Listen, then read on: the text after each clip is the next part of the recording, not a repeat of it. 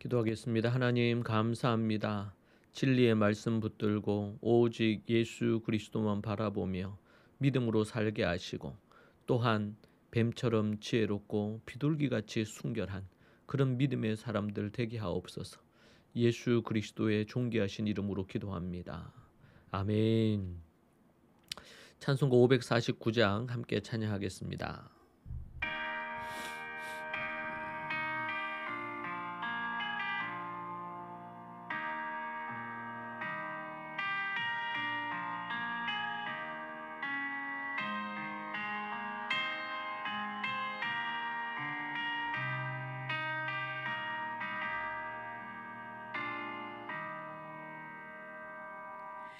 내 주여 뜻대로 행하시옵소서. 온 몸과 영혼을 다 주께 드리니 이 세상 고락간 주 인도하시고 날 주관하셔서 뜻대로 하소서. 내 주여 뜻대로 행하시옵소서. 큰 근심 중에도 낙심케 마소서. 주님도 때로는 울기도 하셨네. 날 주관하셔서 뜻대로 하소서.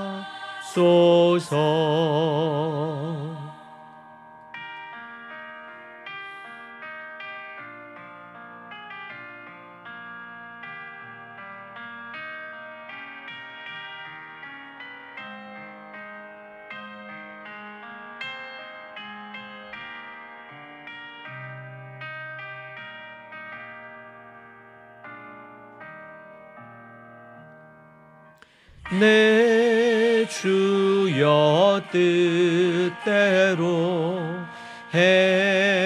행하시옵소서. 내 모든 일들을 다 주께 맡기고 저 천성 향하여 고요히 가리니 살든지 죽든지 뜻대로 하소서. 아멘.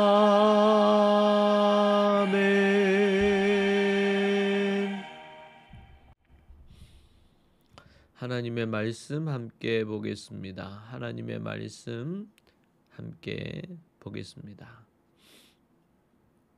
마태복음 10장 5절에서 11절입니다.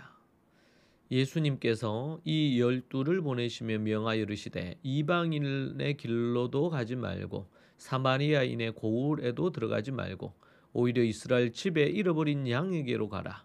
가면서 전파하여 말하되 천국이 가까이 왔다 하고 병든 자를 고치며 죽은 자를 살리며 나병 환자를 깨끗하게 하며 귀신을 쫓아내되 너희가 거저 받았으니 거저 주라.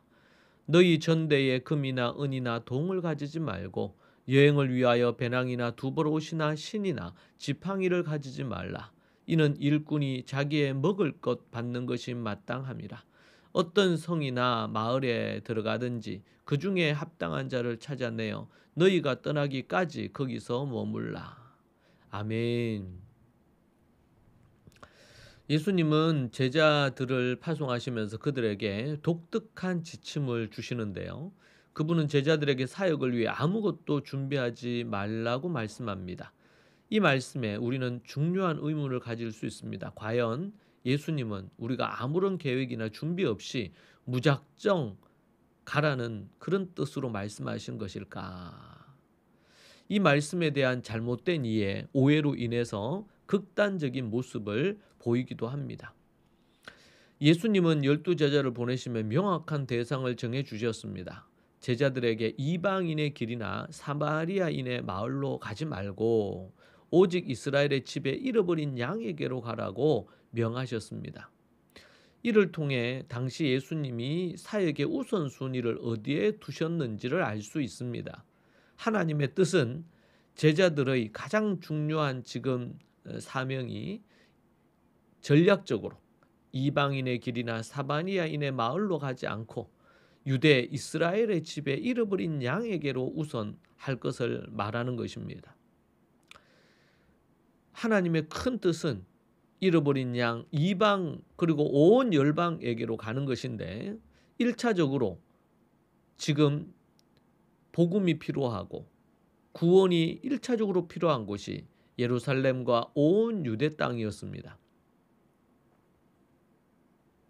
그리고 그들에게 천국이 가까이 왔다는 것을 전하라는 것입니다. 이들에게는 하나님을 이미 알고 있었고 아브라함의 자손이라는 자부심도 가지고 있었고 저들은 믿음이 크고 작은 것은 있었을지 몰라도 하나님을 믿는 믿음이 저들에게는 다 있었습니다. 그러하기에 그런 그들이 거듭나지 못하고 하나님의 자녀로서 있지 못한 것이 우선적으로 복음이 필요한 것이었습니다. 또한 아무것도 준비하지 말라고 이렇게 말씀하셨는데 예수님은 제자들에게 복음을 전하며 병든 자를 고치고 죽은 자를 살리며 나병 환자를 깨끗하게 하고 귀신을 쫓아내는 권능을 그들에게 주셨습니다. 그리고 이 모든 것을 거저받았으니 거저주라고 말씀하십니다. 이 능력은 제자들 자신의 것이 아니라 하나님께로부터 온 것이기 때문입니다. 예수님은 제자들에게 너희 전대에 금이나 은이나 동을 가지지 말고 여행을 위하여 배낭이나 두벌옷이나 신이나 지팡이를 가지지 말라고 명령합니다. 이 말씀은 결코 계획이나 준비 자체가 필요 없다는 뜻이 아닌 것을 우리가 봐야 됩니다. 성경을 우리가 볼 때에 한 대목, 한 절, 그리고 한 부분으로 전체 그리고 일반화하여 해석하는 것은 매우 위험합니다. 철저한 계획과 준비가 필요하다는 것을 모든 다른 성경에서 말하고 있습니다. 그렇다면 왜 여기에서 이것을 강조하실까요? 이것은 이 모든 사역에 있어서 중요한 것은 하나님만을 전적으로 의지해야 된다는 것입니다. 인간적인 재물이나 준비에 기대지 않고 하나님께서 모든 필요를 채워주실 것이라는 확고한 믿음을 가지고 나아가라고 말씀합니다. 일꾼이 자기의 먹을 것을 받는 것이 마땅하다는 것입니다. 복음을 전하는 자들의 필요를 말씀을 받는 자가 교회나 단체가 책임을 지는 것이 옳다는 것을 강조하는 것이죠. 이에 대해 바울 사도께서는 성경에 일렀으되 곡식을 밟아 떠는 소의 입에 망을 씌우지 말고 그렇게 말합니다. 또 일꾼이 그 삭슬 받는 것이 마땅하다고 그렇게 얘기하십니다. 복음을 전하며 말씀을 가르치는 자들에게 마땅히 그 말씀을 받는 자들이 그 말씀을 전하는 자들의 필요를 채우고 그렇게 해야 된다라는 말씀이 성경의 기본적인 하나님의 사역에 필요한 부분에 대한 말씀입니다. 또한 우리는 이 부분에 있어서 성경적 경제관을 올바로 이해하는 것이 매우 중요합니다. 성경적 경제관에 대한 올바른 이해가 없음으로 말미암아 왜곡되게 성경을 이해함으로 하나님이 원하시는 뜻을 오늘 말씀으로 극단적인 부분으로 하는 것들을 많이 봅니다. 기독교 단체든 아니면 교회든 어떤 형태로든 간에 그래서 교회가 이 일꾼이 그 삭슬 받는 것이 마땅하다 이 말씀을 올바로 이해하고 실천하지 않으므로 많은 목회자들이, 많은 선교사들이 사역을 마치고 은퇴했을 때 그들이 빈곤층으로 전락하는 경우들이 너무나 많습니다. 그리고 성경적인 경제관, 재물관에 대한 올바른 이해가 없음으로 말미암아 많은 사역 단체들이 큰 교회, 대형 교회 외에는 아주 영세하게, 그리고 어렵게, 그리고 얼마 지나지 않아서 그 사역이 문을 닫는 경우들을 많이 봅니다. 왜냐하면 거저 받았으니 거저 준다는 부분으로 노력하고 애썼는데 결국에는 그로 인해서 아주 어려운 경제적인 상황을 만나기 때문에 그렇습니다. 우리는 성경을 전체적으로 이해하고 성경적인 경제관에 대한 올바른 이해를 가져야 이런 경제적인 위기와 어려움을 덜 겪을 수 있습니다. 주님이 주시는 가난과 또 어려움은 우리가 마땅히 기쁨으로 받아야 합니다. 그런데 하나님께서 명령하신 이 원리를 몰라서 어렵고 힘든 상황을 만난다면 우리는 돌아봐야 되고 돌이켜야 되고 바꿔야 될 것입니다. 오늘 말씀의 진정한 의미에 그러면 아무것도 준비하지 않아도 되는가 우리가 돌아보면 좋겠습니다.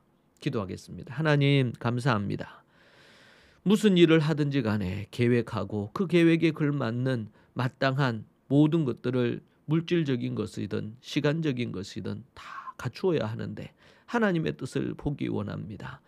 성경적 지혜로 성경적 경제관으로 올바른 이해를 갖고 성경을 또한 통합적으로 이해함으로 분별력을 잃어버리거나 한쪽으로 치우치는 일이 없도록 주님 붙드시고 인도하옵소서.